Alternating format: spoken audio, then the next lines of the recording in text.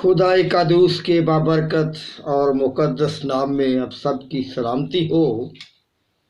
زبور کی کتاب میں سے زبور نمبر 62 کی چند آیات پڑھیں گے۔ میری جان کو خدا ہی کی آس ہے، میری نجات اسی سے ہے۔ وہی اکیلا میری چٹان اور میری نجات ہے، وہی میرا اونچا برج ہے، مجھے زیادہ جنبش نہ ہوگی۔ آئیے کلام مقدس میں سے ہم آج پہاڑی واس کا دوسرا حصہ مکمل کریں گے۔ پہلے حصے میں ہم نے متی کی انجیل 5واں باب اور 6 آیت تک غور کیا تھا، اور اس میں خدا کے مقدس کلام میں سے خداوند یسوع مسیح کا وہ پہاڑی واز جو مبارک بادیوں کی صورت میں ہم پڑھتے ہیں، اس پر کل غور کیا اور بہت سی چیزیں وہاں سے سیکھی۔ اور آج کی آیت جو ہے وہ 7ویں آیت سے شروع ہوتی ہے۔ مبارک ہیں وہ جو رحم دل ہیں، کیونکہ وہ خدا کو دیکھیں گے۔ مبارک ہیں وہ جو صلح کراتے ہیں، کیونکہ وہ خدا کے بیٹے کہلائیں گے۔ مبارک ہیں وہ جو راست بازی کے سبب سے ستائے گئے ہیں، کیونکہ آسمان کی بادشاہی انہی کی ہے۔ جب میرے سبب سے لوگ تم کو لعن طعن کریں گے اور ستائیں گے اور ہر طرح کی بری باتیں تمہاری نسبت ناحق کہیں گے، تو تم مبارک ہوگے۔ خوشی کرنا اور نہایت شادمان ہونا، کیونکہ آسمان پر تمہارا اجر بڑا ہے، اس لیے کہ لوگوں نے ان نبیوں کو بھی جو تم سے پہلے تھے اسی طرح ستایا تھا۔ کلام مقدس کا پڑھا جانا ہم سب کے لیے باعث برکت ہو۔ تو خدا کے مقدس کلام میں سے کل مبارک بادیوں کا جو پہلا حصہ مکمل کیا، اس کے بعد آج اس کا دوسرا حصہ ہے مقدس متی رسول کا انجیلی بیان، اس کا 5واں باب اور اس کی 7ویں آیت سے۔ یہ مبارک بادی کہ مبارک ہیں وہ جو رحم دل ہیں، کیونکہ ان پر رحم کیا جائے گا۔ 8 مبارک بادیوں میں سے پہلی 4 مبارک بادیاں مسیحی طرز حیات کی نسبت سے خدا سے متعلق ایک رویے کو بیان کرتی ہیں، اور آخری 4 ہم جنس انسانوں کے ساتھ ایک مسیحی کے رویے کو بیان کرتی ہیں، کیونکہ رحم دل ہی انسانوں پر رحم کرتے ہیں اور صلح پسند ہی انسانوں کی آپس میں صلح کرواتے ہیں۔ خدا کے فرزندوں کو خدا کا سا کردار ادا کرنا لازم ہے، کیونکہ اپنے چال چلن سے ہی خدا کی بادشاہی کے شہری یہ ثابت کرتے ہیں کہ وہ خدا کے فرزند ہیں۔ اور اس مبارک بادی میں لفظ رحم دل کو سمجھنا انتہائی ضروری ہے، اور یونانی زبان کے جس لفظ کا مطلب رحم دل استعمال ہوا ہے، رحم دل کا مطلب ہے رحم کرنا یا ترس کھانا یا ترس کرنا، اور وہ لفظ ایسی حالت کو بیان کرتا ہے کہ جب کوئی شخص کسی دوسرے شخص کو کسی المیے یا سانے کا شکار دیکھ کر ترس کے جذبات سے بھر کر اس کی عملی مدد کرتا ہے۔ اور پرانے عہد نامہ میں رحم کے لیے عبرانی زبان کا جو لفظ استعمال ہوا ہے، اس کا مطلب ہے ہمدردی کی ایسی حالت جس میں صرف افسوس ہی کرنا کافی نہیں ہوتا، یا رسمی طور پر کسی کے ساتھ ہمدردی کا اظہار کرنا، جیسے کسی پر کوئی مشکل ہو، کوئی مصیبت میں سے گزرے یا کسی سانے میں سے گزرے، اور اسے جا کر یہ کہنا کہ بہت افسوس ہوا، ہم آپ کے پاس ہمدردی کے لیے آئے ہیں، تو اس سے رحم دلی کا مقصد حل نہیں ہوگا۔ اور جس طرح خطوں میں لکھا ہے کہ اگر تم کسی بھائی کو ننگا دیکھو، کسی کو بھوکا یا پیاسا دیکھو اور اسے صرف لفظوں کی تسلی دیں تو یہ کافی نہیں ہے، بلکہ رحم کرنے کا جو گہرے طور پر مطلب ہے، کسی شخص کے ساتھ اس کے باطن میں، اس کے ساتھ اندر اس کی کیفیت کو، جس کیفیت میں سے وہ گزر رہا ہے، اس کیفیت میں اپنے آپ کو گزارنا، اور جو جذبات وہ اپنے اندر اس حالت میں رکھتا ہے، اسی حالت میں اتر کر اس شخص پر وہ رحم کرنا، وہ اظہار کرنا کہ اس کی ہر طریقے سے مدد بھی کی جائے، بلکہ کسی شخص کو مشکل میں مبتلا دیکھ کر، کسی کے باطن میں داخل ہو کر، اس کی آنکھوں میں سے دیکھنا، اس کے ذہن میں سے سوچنا، اس کی حیات میں غور کرنا اور اس کے احساسات کو محسوس کرنا کہ اب یہ کس نہج سے گزر رہا ہے، اب یہ کس تکلیف میں ہے، اور گہرے طور پر اس کے دکھ کو محسوس کرنا کہ ہم خود بھی اس کے ساتھ اس غم میں پورے طور پر شریک ہو جائیں اور اس پر رحم کرنے کے لیے اپنے آپ کو پیش کریں۔ اور اردو زبان کا ایک لفظ ہمدرد جو ہے، یہ رحم کی اس کیفیت کو بیان کرتا ہے، اور انگریزی زبان کا ایک لفظ ہے سمپیتھی اور کمپیشن، بھی اس حقیقت کو واضح کرتا ہے۔ سمپیتھی کا مطلب ہے کسی کے ساتھ اس طرح دکھ میں شریک ہونا کہ اس کے دکھ کا اپنی ذات میں تجربہ کیا جانا، کسی کے دکھ کو اپنا دکھ بنا لینا، ہمدردی یا ترس اور رحم کرنے کے برابر سمجھا جاتا ہے۔ اور پھر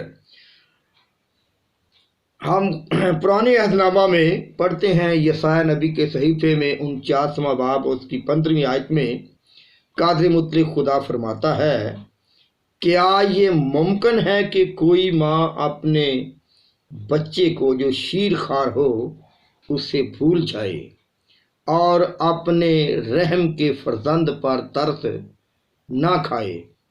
ہاں شاید وہ بھول جائے، پر میں تجھ سے دستبردار نہ ہوں گا، میں تجھے نہ بھولوں گا۔ یہ ہے خدا کا رحم، اور یہ ایک بہت بڑی بات ہے کہ کوئی ماں اپنے رحم کے فرزند کو بھول نہیں سکتی، لیکن خدا کا رحم، خدا کا ترس اور خدا کی رحم دلی اس سے بھی کہیں اوپر کی رحم دلی ہے۔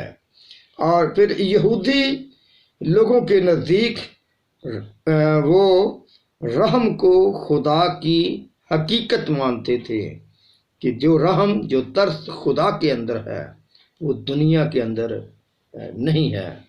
اور عبرانی تحریروں میں خدا کو یا رحمان یا الرحمان کہا جاتا ہے، اور خدا کو رحم کا باپ بھی کہا جاتا ہے۔ اور خداوند یسوع مسیح نے، دیکھتے ہیں ہم کہ اپنی زندگی میں رہتے ہوئے کتنے لوگوں پر ترس کھایا۔ اس نے بیوہ کہ اس مردہ بیٹے پر ترس کھایا اور اسے زندہ کر دیا، پھر 5000 لوگوں پر اسے رحم آیا اور اس نے انہیں بیابان میں کھانا کھلایا، اور لازر کی قبر پر جا کر خداوند یسوع نے ایک آہ بھری اور ہمارے اندر بھی ایسا رحم ہونا چاہیے کہ کسی کے دکھ میں پورے طور پر اتر جائیں۔ اور اگر ہم رحم چاہتے ہیں کہ خدا ہم پر رحم کرے تو ہمیں رحم کرنے کی ضرورت ہے۔ اور فضل گناہ معاف کرتا ہے، فضل علاج کرتا ہے۔ اور امثال کی کتاب میں مقدس سلیمان لکھتا ہے، جو مسکینوں پر رحم کرتا ہے خدا کو قرض دیتا ہے۔ اگر ہمارے اندر رحم موجود نہیں تو ہمارے ساتھ بھی ایسا ہی سلوک کیا جائے گا۔ اور قاتل، دہشت گرد، سنگ دل لوگ، ان کے اندر رحم بالکل نہیں ہوتا۔ اور خدا کے لوگ کبھی بھی بے حس نہیں ہوتے۔ اور خداوند یسوع مسیح نے ایک متبادل معاشرہ قائم کر کے اپنی زندگی میں ثبوت دیا کہ وہ کس قدر رحم دل ہے۔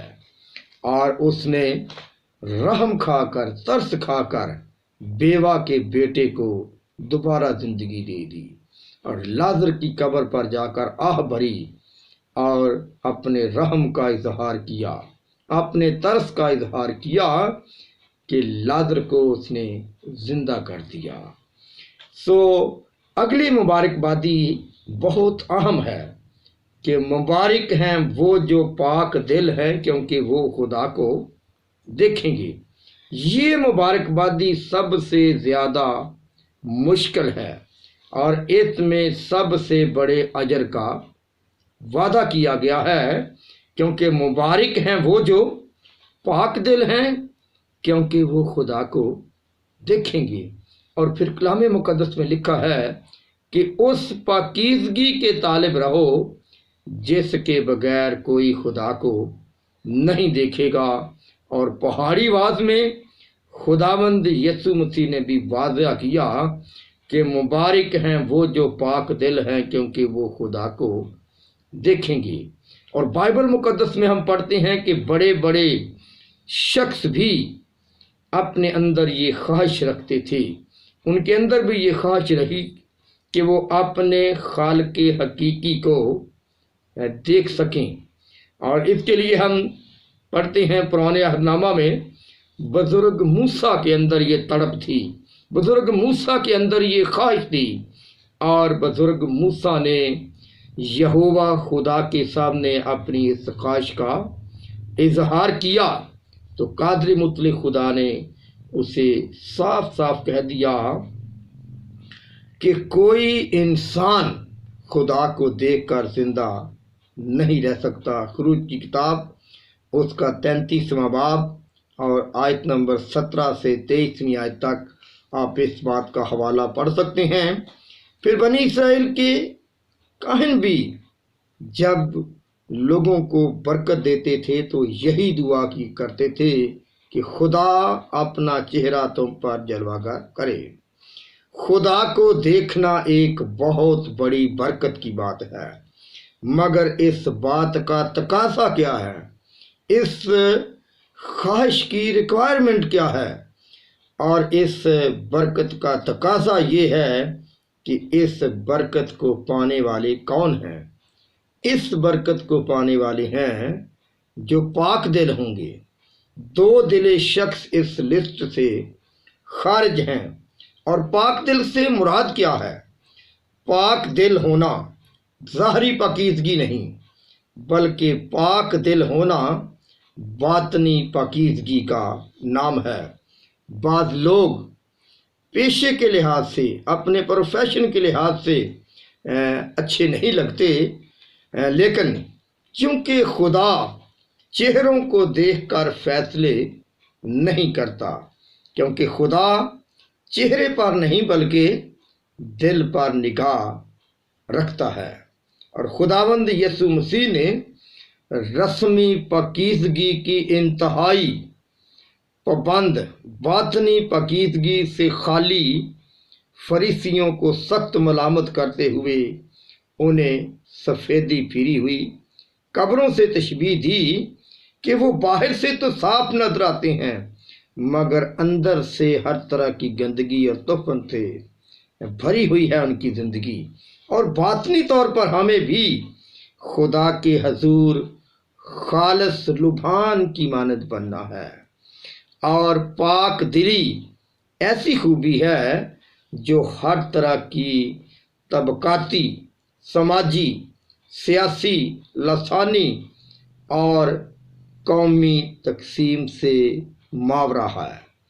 پاک دلی ایک ایسی حالت کا نام ہے۔ اس حالت کو یونانی زبان کا ایک لفظ واضح طور پر بیان کرتا ہے۔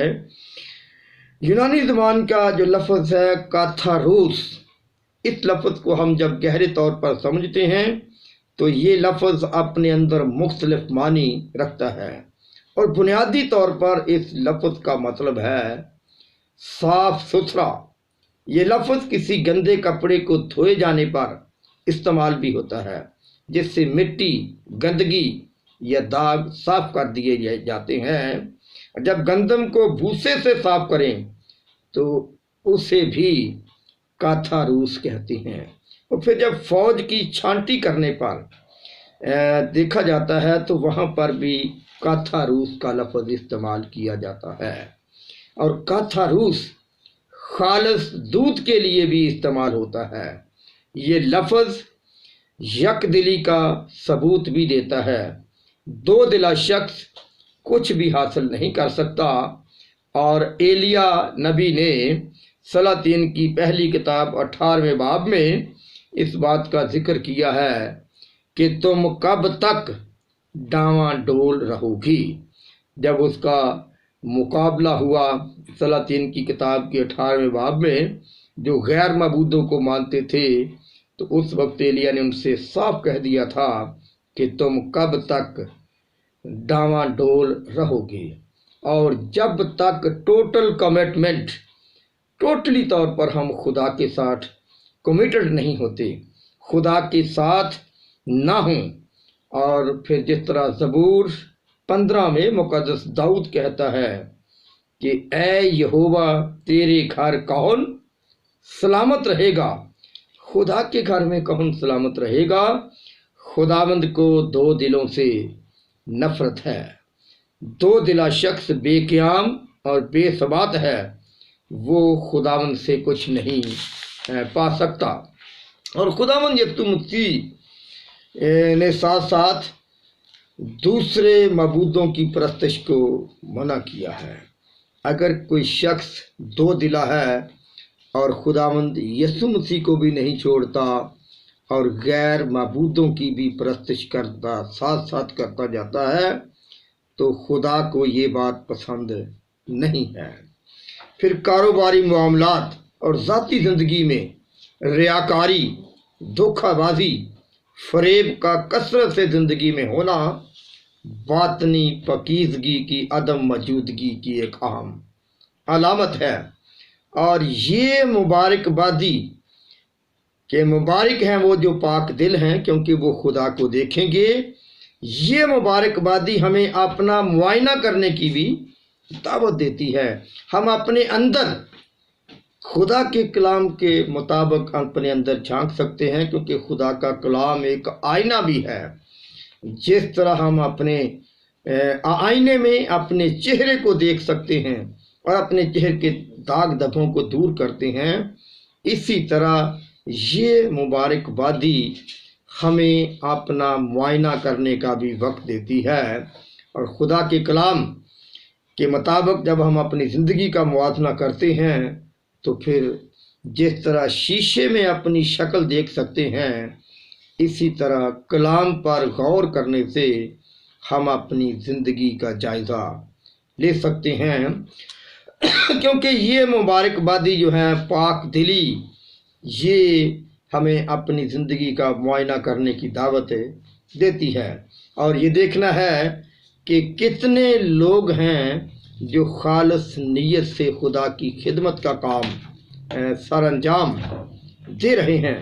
تو اس لیے لازمی ہے کہ ہر طرح کی پالیدگی سے اپنے آپ کو پاک کریں تاکہ آخرت میں خدا کا مبارک دیدار کر سکیں، ایک بیوٹیفل ویژن لکھ سکیں۔ اور اگلی مبارکبادی ہے کہ مبارک ہیں وہ جو صلح کراتے ہیں کیونکہ وہ خدا کے بیٹے کہلائیں گے۔ آدم کی نافرمانی کے بعد گناہ میں گری ہوئی دنیا کٹی پھٹی، شکستہ اور جنگ سے وابستہ دنیا ہے۔ گناہگار انسان کی نہ اپنے آپ سے صلح ہے، نہ خدا سے صلح ہے، نہ اپنے پڑوسی سے صلح ہے، اور دنیا میں محبت کی بجائے دشمنی کا رواج ہے۔ اتحاد کی بجائے پارٹی بازی کا رجحان ہے، اور مختلف ملکوں کے درمیان لمبے عرصے سے نفرت کی دیواریں بڑھتی جا رہی ہیں، اور اس کی وجہ کہ دنیا میں صلح بہت کم ہے، اور خدا خود صلح کا بانی ہے۔ خداوند یسوع مسیح نے صلح کے لیے قیمتی قدم اٹھایا۔ صلح کرانا کوئی آسان کام نہیں ہوتا، اور صلح کرانے والے بہت کم لوگ آپ کو خالص نیت کے ملیں گے، ورنہ دو دلے لوگ ہو کر پارٹی بازیوں میں ملوث ہو جاتے ہیں، اور اندر سے ان کے اندر بھی خالص نیت موجود نہیں ہوتی۔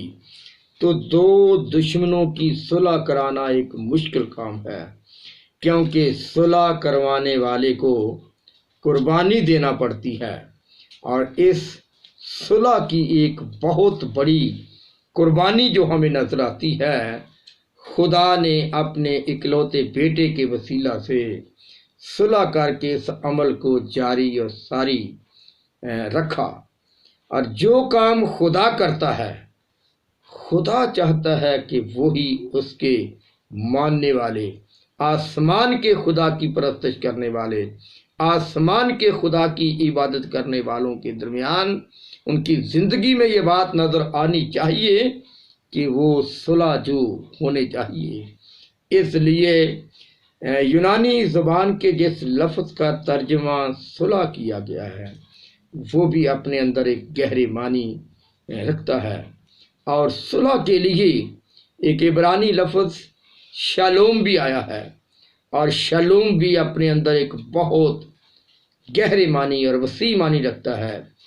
خداوند یسوع مسیح نے مردوں میں سے جی اٹھنے کے بعد جب اپنے شاگردوں پر ظاہر ہوئے تو خداوند یسوع مسیح نے کہا کہ شالوم یعنی تمہاری سلامتی ہو، اور لفظ شالوم جسمانی، روحانی، ذہنی طور پر، معاشی طور پر تحفظ مہیا کرنے کی ایک دعا ہے۔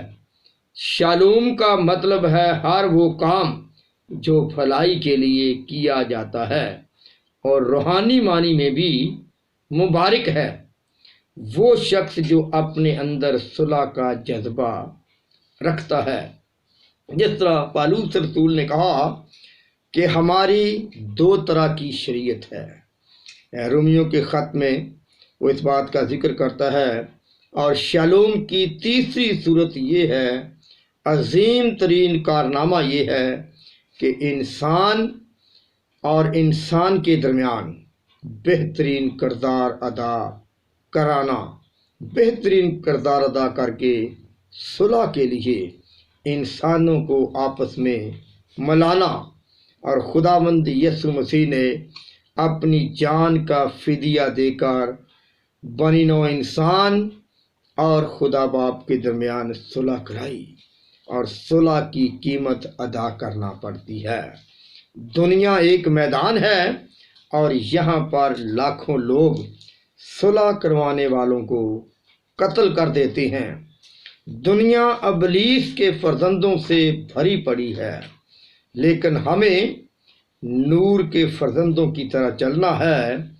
تاریکی کے حاکموں کا مقابلہ روح کی تلوار سے کرنا ہے، اور ہمیں اس دنیا میں خدا کے سے کام کرنے کی ضرورت ہے۔ आखिरी मुबारकबादी है, मुबारक हैं वो जो रास्तबाजी के सबब से सताए गए हैं, क्योंकि आसमान की बादशाही उन्हीं की है। पहली मुबारकबादी और 8वीं मुबारकबादी का सिला या अजर एक ही है, और इस मुबारकबादी के आखिर में भी लिखा है क्योंकि आसमान की बादशाही उन्हीं की है। पहली मुबारकबादी के बाद भी यही लिखा है कि मुबारक हैं वो जो दिल के गरीब हैं, क्योंकि आसमान की बादशाही उन्हीं की है। और यहाँ पर उन लोगों को मुबारक कहा गया है जो रास्तबाजी के सबब से सताए गए हैं। ये ऐसे लोग हैं जो रास्तबाज होने की वजह से दुख उठाते हैं। ये आसमान की बादशाही में जाने वालों के किरदार को ज़ाहिर किया गया है।